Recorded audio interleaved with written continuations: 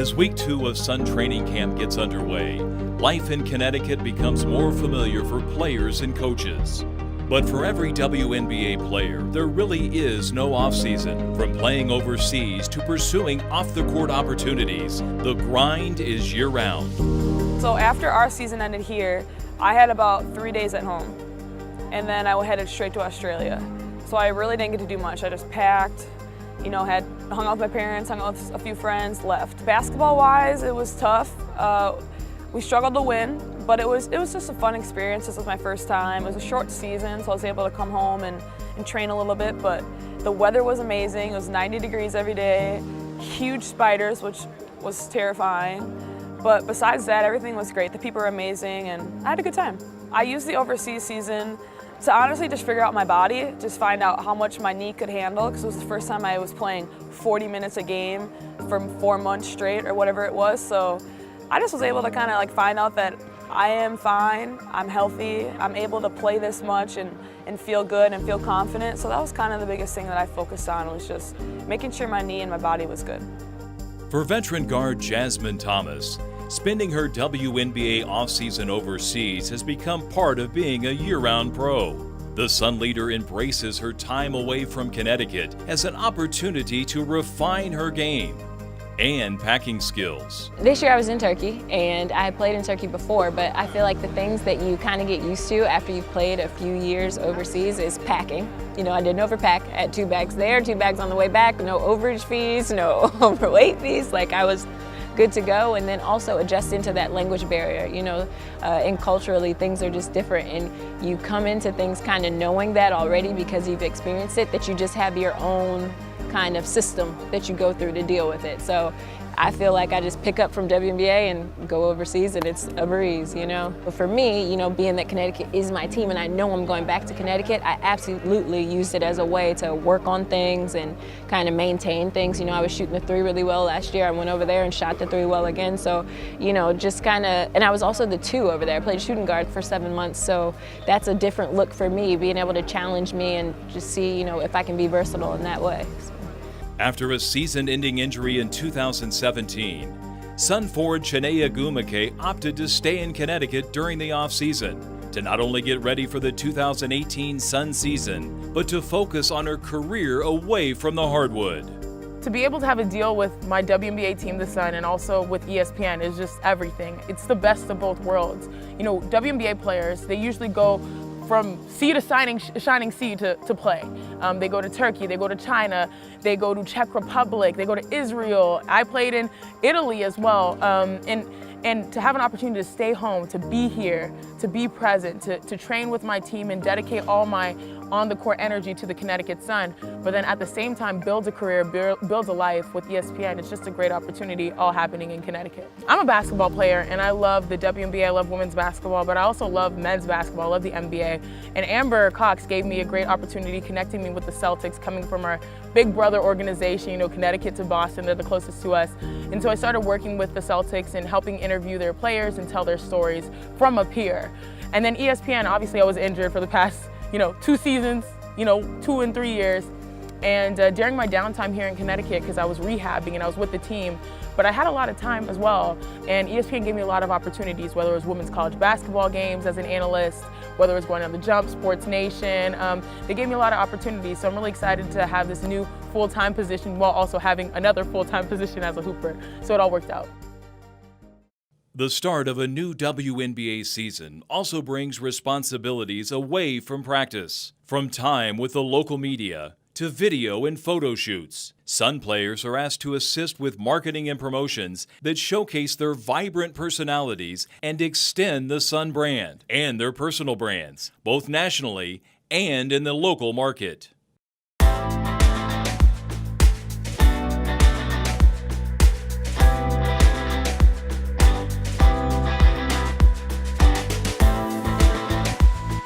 Media Day. Media Day is a great day.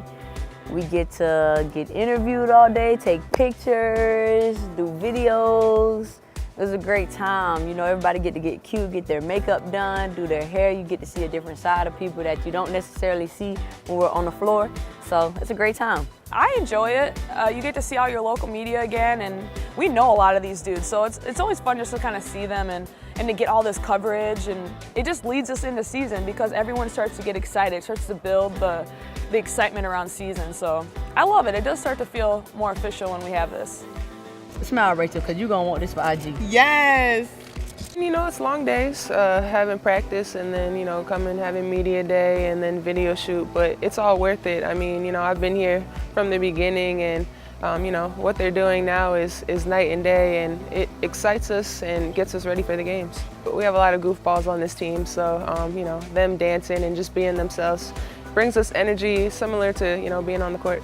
No, it's definitely fun. You know, we have the music going. We have a lot of dancers on this team, so myself included. So it's always a great time having the music going and throw out our best dance moves.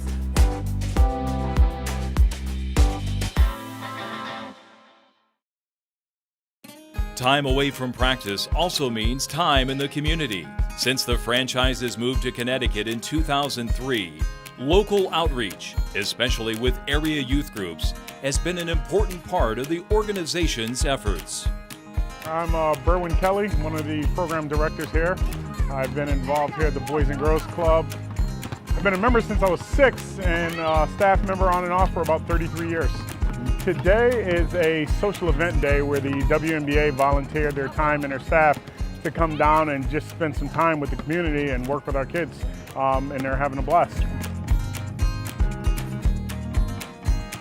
This means a lot to our kids, you know, to witness these professional girls coming down and sharing with them insights on not just the game of basketball, but the game of life and how they've used basketball as a means of, you know, providing for themselves, and how these kids, if they're dedicated to the sport and dedicated to themselves and do the right things and stay in school and listen to the coaches and behave, that, you know, there's a future for them if they do it correctly. So it's nice for them to come back and share their stories and teach it to the kids. So. What's going on, guys? This Aussie out in New Britain, I think that's where we are. Just hanging out with the kids, getting some shots up, getting some sun, getting the rocky boulders out. Sun's out, guns out. We're ready. Oh, that shirt's not too big for you at all, is it? That's the perfect size. It's great to be here, especially for all the young kids, but for definitely for the girls. Ah, swish! Woo woo!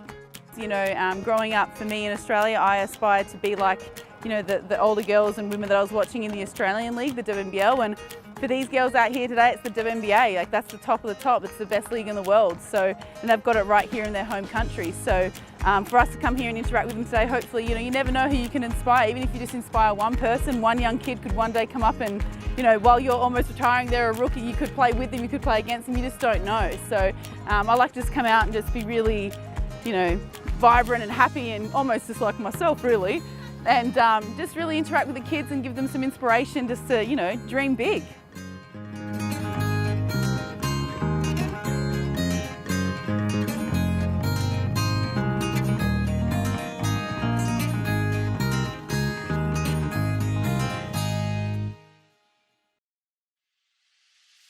So right now we are in training camp, and boy, oh boy, am I feeling it. I am feeling it. I'm trying to find my legs. I'm trying to find my lungs. I've been working hard, but nothing simulates a WNBA practice. Nothing simulates a WNBA game. So training camp, a lot of people say it's for the rookies. It's for the young players that are really trying to fight for that 11th and 12th spot. I'm fortunate to feel secure where I am. So I'm using this opportunity really to just get my game back, to get my lungs back, my conditioning back, because I've worked hard by myself here in Connecticut on my skill work, my shooting, my reading skills, my basketball IQ. So that will have to come after I get my lungs, I get my legs, I get my confidence, I get my rhythm. And I'm really excited about it because my teammates have #1 confidence in me. So it's gonna be a journey, it's gonna be a progression. This rehab, this comeback season has all been about baby steps, but we're all here for steps forward. You know, that's growth. We got to put a lot in, and it might not always be pretty. It might not always be perfect, but that's the philosophy we've come with. Throw a lot at you. We have a lot of veterans. We're getting even more veterans back in the future. We just got to keep progressing. There's limited time. But really, really good practice. Good job. Here we go. Good job. Set on 3. 1, 2, 3. Son.